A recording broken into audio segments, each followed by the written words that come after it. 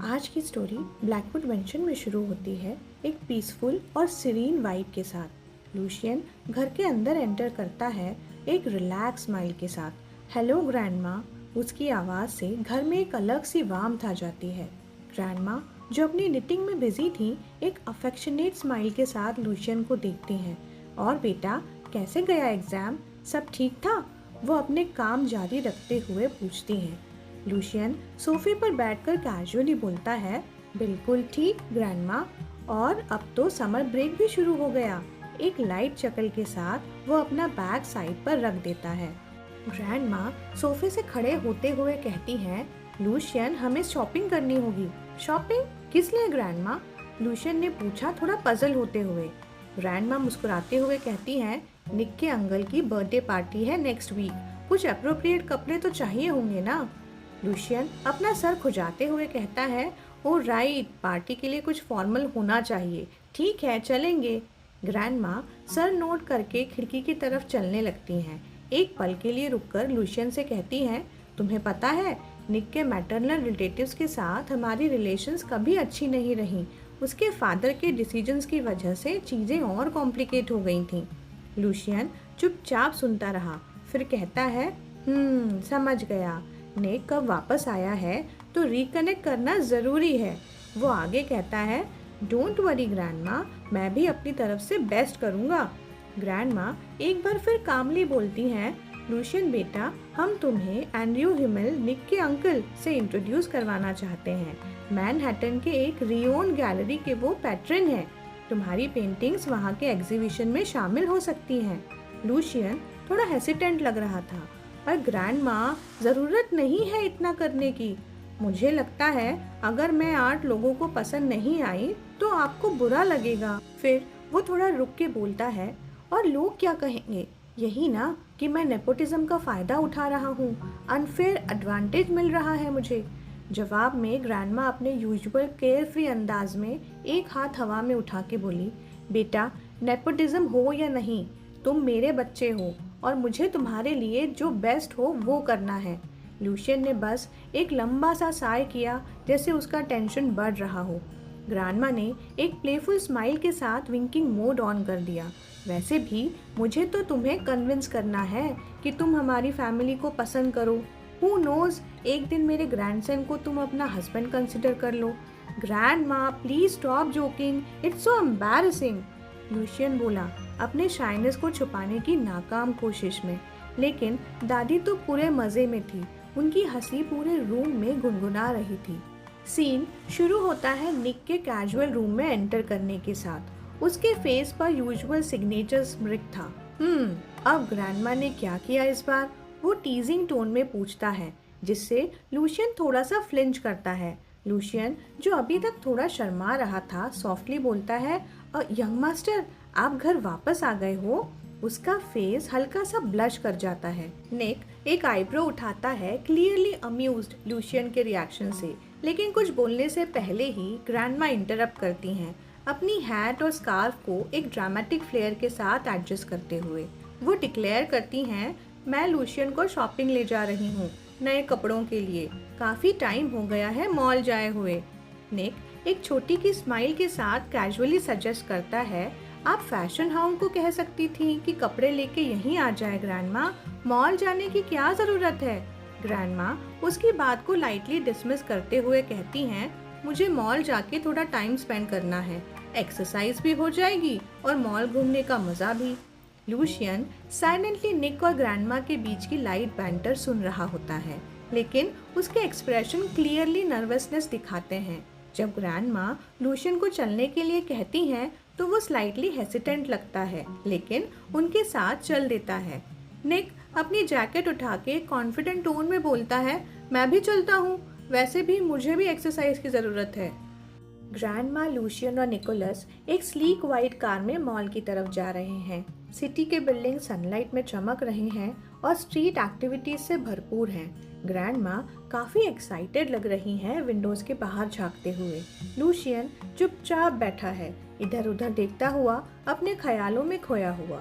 Meanwhile Nicholas अपनी steady hand से wheel संभाले हुए बिल्कुल कंपोज्ड। जब निकोलस मॉल के करीब पहुंचता है, उसकी नजर अचानक एंट्रेंस के पास एक बड़े होर्डिंग पर टिक जाती है। होर्डिंग पे नजर जाते ही निकोलस का चेहरा एकदम सीरियस हो गया। जैसे ही उसकी नजर एडवर्टीजमेंट पे पड़ती है, वो तुरंत उस स्ट्राइकिंग मॉडल को पहचान लेता है। निकोलस का एक्सप्रेशन अभी भी थोड़ा सीरियस लग रहा था एज लूशियन सॉफ्टली उसकी तरफ देखता है। यंग मास्टर, उसने हेसिटेंट टोन में बोला, ग्रैंडमा बुला रही हैं आपको, क्या आप हमें शॉप के अंदर ज्वाइन करेंगे? निकोलस का अटेंशन होर्डिंग से हटके लूशियन की तरफ गया, लेकिन कुछ बोला नहीं।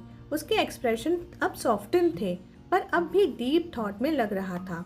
लूशियन ने अपना हेड स्लाइटली टिल्ट किया, लाइट क्यूरोसिटी के साथ उस होर्डिंग को देखा। उसकी कैजुअली कहा, ये ब्रांड तो काफ़ी ट्रेंडी है। निकोलस अपने ख्यालों में लेकिन प्रेजेंट न्यूट्रल टोन में बोलता है, इज इट? लूशियन हल्का सा मुस्कुराता है, एक्साइटमेंट से नॉड करके कहता है, हाँ बिल्कुल ट्रेंडी है। और उस एक मोमेंट के लिए उसका फेस थोड़ा और ब्राइट हो जाता है। निकोलस बस एक नज़र उस पर डालता है और ब्रीफ पॉज के साथ कहता है, आई सी। सीन शिफ्ट होता है क्लॉथिंग फैशन हाउस में, जहाँ लाइट्स की चमक और हसल बसल काफ़ी नोटिसेबल थी। ग्रैंडमा ने सॉफ्टली मुस्कुराया, उनकी टोन में नॉस्टैल्जिया का एक हल्की सी झलक थी। बेटा, तुम्हारे साथ इतना मज़ा किया, पता नहीं कब लास्ट टाइम इतना एंजॉय किया था। निकोलस ने एक सटल और वार्म स्माइल के साथ रिस्पॉन्ड किया, मैं खुश हूँ आपको इतना एंजॉय करते देख के ग्रैंडमा। बिना किसी हेसिटेशन के ग्रैंडमा उसकी तरफ झुकी और उसे एक हार्ट फेल्ट हग दिया। उनकी आवाज़ अफेक्शन और ग्रैटिट्यूड से भरी हुई थी। घर वापस आने का शुक्रिया बेटा, तुम्हारे होने से तुम्हारी ओल्ड ग्रैंडमा बहुत खुश होती है।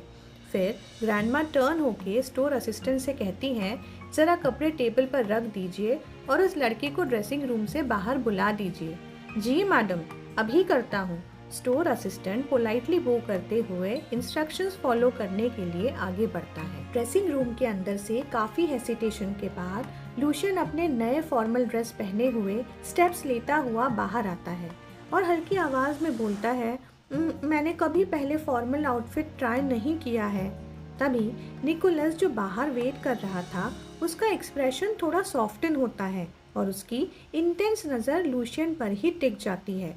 लूशियन मिरर की तरफ देखता है, अपने नए आउटफिट को ऑकवर्डली एडजस्ट करता है और हल्की सी शाइनेस के साथ कहता है, मुझे लगता है ये मेरे ऊपर ज़्यादा अच्छा नहीं लग रहा। ये आउटफिट काफ़ी क्लासी लग रहा है, ग्रैंडमा ने एक्साइटमेंट के साथ कहा, निकोलस की तरफ देखते हुए। निकोलस एक मोमेंट के लिए पॉज लेकर लूशियन की तरफ देखता है और खुद को कंपोज रखता है। हाँ, बिल्कुल सूट कर रहा है। मुझे यूजुअली ये ड्रेसी चीज़ें पसंद नहीं होती, लेकिन ये तुम पर बहुत अच्छा लग रहा है, उसने कामली रिस्पॉन्ड किया। लूशियन स्लाइटली ब्रश करते हुए बोला, आपको लगता है मैंने कभी फैंसी पार्टी के लिए ऐसे कपड़े पहने नहीं। नर्वसनेस उसके वर्ड्स में क्लियर थी। निकोलस उसके शोल्डर पे हाथ रखता है और रीअश्योरेंस के साथ कहता है, रिलैक्स लूशियन, तुम पहले से ही परफेक्ट लग रहे हो, बस कॉन्फिडेंस के साथ कैरी करो। लूशियन एक हेसिटेंट स्माइल के साथ निकोलस की तरफ देखता है, थैंक यू सर। उसकी शाइनेस और ग्रैटिट्यूड उसके एक्सप्रेशन में साफ दिख रहा था। आगे हमें कहानी की बैक स्टोरी बताई जाती है। निकोलस की मॉम काफ़ी न्यू मनी फैमिली से बिलोंग करती थी, जो अपना पैसा होटल्स और कैसीनोज में इन्वेस्ट करके काफ़ी अमीर बन गए थे। उनका परिवार काफ़ी लोडेड था। दूसरी तरफ निकोलस के फादर ओल्ड मनी बैकग्राउंड से थे, पर उन्होंने अपनी पूरी दौलत खराब इन्वेस्टमेंट्स में गंवा दी थी।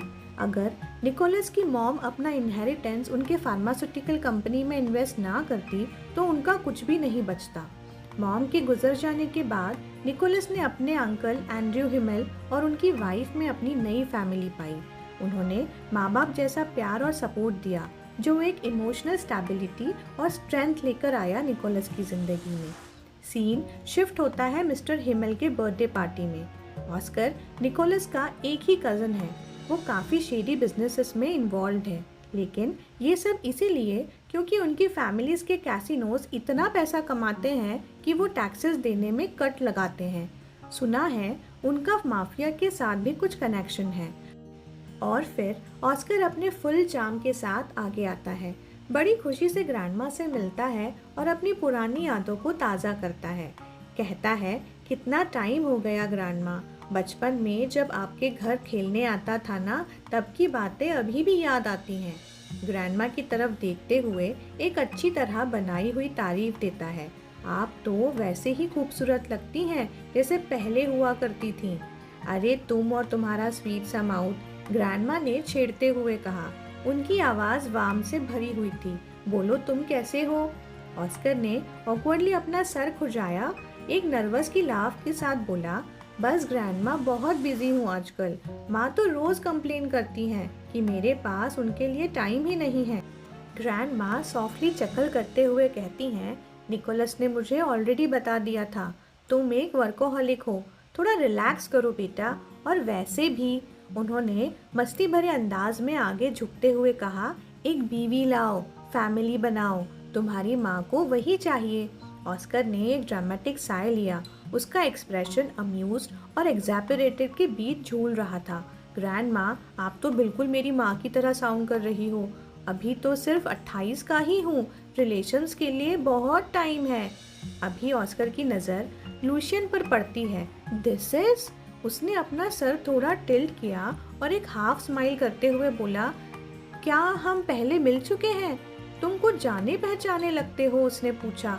लूशियन अपनी पोलाइट कॉन्फिडेंस के साथ खड़ा रहा। एक कदम आगे बढ़ाकर एक हल्के साथ झुकता हुआ ग्रीट किया, यंग मास्टर हिमेल, आप कैसे हैं? ऑस्कर की आईब्रो सरप्राइज में उठ गए। हाँ, तुम मेरा नाम भी जानते हो? वो थोड़ा आगे झुका, अपने हाथ अपने चिन पर रखा, जैसे कोई दूर की याद इवैल्यूएट कर रहा हो।